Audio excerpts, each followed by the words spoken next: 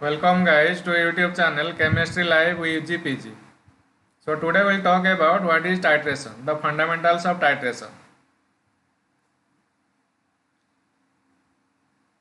So this is streaming under the YouTube channel www.youtube.com/@sujitchemlive UGPG. So this will be highly beneficial for BSc and MSc Chemistry students under CBCS system. So I have a simple message for you guys. Please think for innovation, be creative, learn everywhere, anytime and help to learn others. So now question arises, what is titration? So titration is a simply process. So in this process, an aliquot of the solution to be estimated is pipetted out by using this pipette and is transferred to a conical flask. So here you can see the picture of conical flask. So next question arises, what is aliquot? So aliquot is the volume of solution delivered by a pipette in the titration. So if you are using 25 ml pipette, so here you can see this is the 25 ml pipette in titration. So the aliquot contains 25 ml of solution. So you need to pipette out 25 ml of solution and need to transfer the solution to the conical flask. So in next step, the standard solution is added dropwise from a burette to the conical flask. So here you can see the picture of burette. So you need to drop the standard solution dropwise to the conical flask.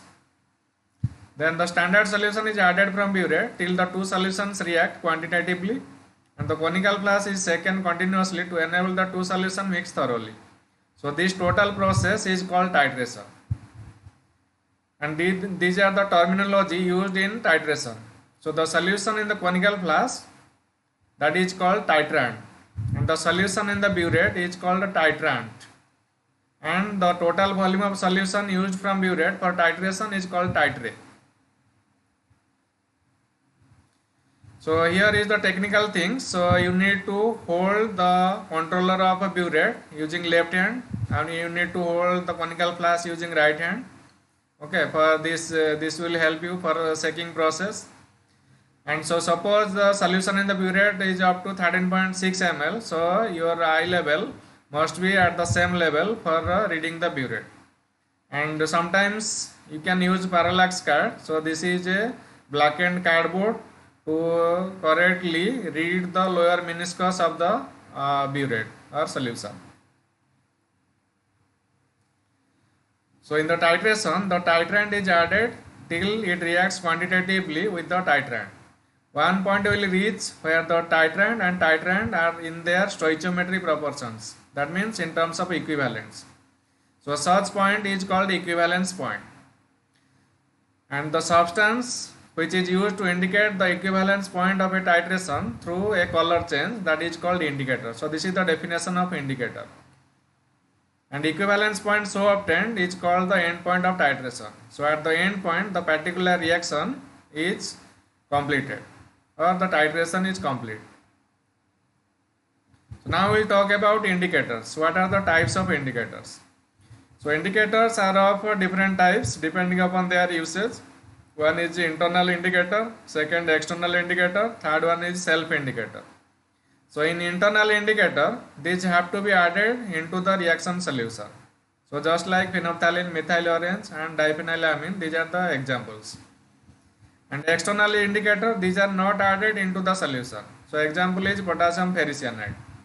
So here what happens, you need another plate and you put one drop of potassium ferricyanide and you need to add the titration solution to that to see whether there is color change or not. And in self indicator, the titrant itself changes the color at the end point and acts as self indicator. So example is potassium permanganate. Now another terminology used in the titration, that is standard solution. So next question arises, what is standard solution? A standard solution is defined as the one whose concentration or strength is known accurately. So usually the unit of concentration is widely accepted as moles per liter, that is otherwise known as number of moles of solute per volume of solution in liter, that is called molarity or capital M. And sometimes also people use gram equivalents per liter, that is otherwise known as normality or capital N. So a standard solution may be prepared by dissolving an accurately weighed pure stable solid, that is called solute, in an appropriate solvent. And there are two types of standards. One is primary standard and other one is secondary standard.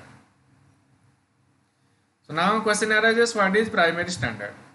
So a primary standard is a compound of sufficient purity from which standard solution can be prepared by weighing a quantity of it directly, followed by dilution to give a definite volume of the solution.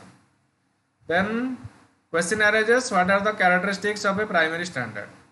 So first thing is, it must be easily available and easy to preserve. It should not be hygroscopic, nor it is affected by air. It should be readily soluble in the given solvent, and the reaction with a standard solution should be stoichiometric, and the titration error should be negligible. So these are the characteristics of a primary standard. And here are some examples of primary standard, like a potassium hydrogen thalate, anhydrous sodium carbonate, potassium dichromate, potassium iodate, sodium oxalate, sodium salt of EDTA. Okay. So this anhydrous sodium carbonate, that is used for acid base titration, potassium dichromate used for redox titration, and sodium salt of EDTA used for complexometric titration. So next is, what is secondary standard? The substances which do not satisfy the characteristics of primary standard are known as secondary standard. So in this case, direct preparation of standard solution is not possible. Examples of secondary standards are inorganic acids and alkali hydroxides. So therefore, the concentrations of secondary standard solution can be determined by titrating against primary standard solutions, and this process is called standardization. And the solution so standardized is called secondary standard solution. So now we'll talk about different types of titration. So first is acid base titration, or we can call it neutralization titration. So base sodium hydroxide react with acid, giving rise to salt and water. So this is a simply neutralization reaction or acid base reaction. Similarly, in redox titration, one is oxidized and other one is reduced. So that is otherwise known as oxidation reduction titration. So in this example, so manganese is reduced and oxalate is oxidized in presence of acid H+. And in complexometric titration, what happens? Metal binds with the ligand to give rise to a metal ligand complex. So generally, the EDTA is the ligand and aerochrome black tea EBT is used as the indicator. And in precipitation reaction, KCl react with, for example, silver nitrate, giving rise to AgCl precipitate PPT plus potassium nitrate. So please subscribe to our channel Chemistry Live UGPG, and this is also available in the website www.chemistryliveugpg.com. And for 11th and 12th students, this is the channel Foundation Chemistry AV. This is also available in the website foundationchemistryab.com. So this is a simple step towards e-learning, making life better. Thank you all for learning.